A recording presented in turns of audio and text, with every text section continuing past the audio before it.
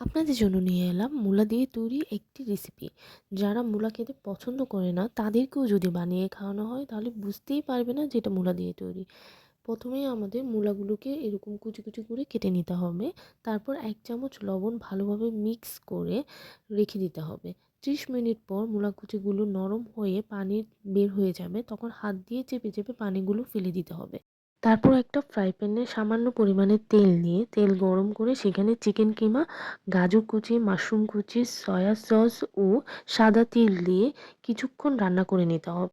রান্না করা চিকেন কিমা ও মূলা কুচি সহ অল্প পরিমাণে কর্নফ্লাওয়ার দিয়ে ভালোভাবে মিক্স করে নিতে হবে। তারপর সেগুলোকে ছোট ছোট গোল গোল আকারে শেপ করে আমাদেরকে ভাপে দিতে হবে।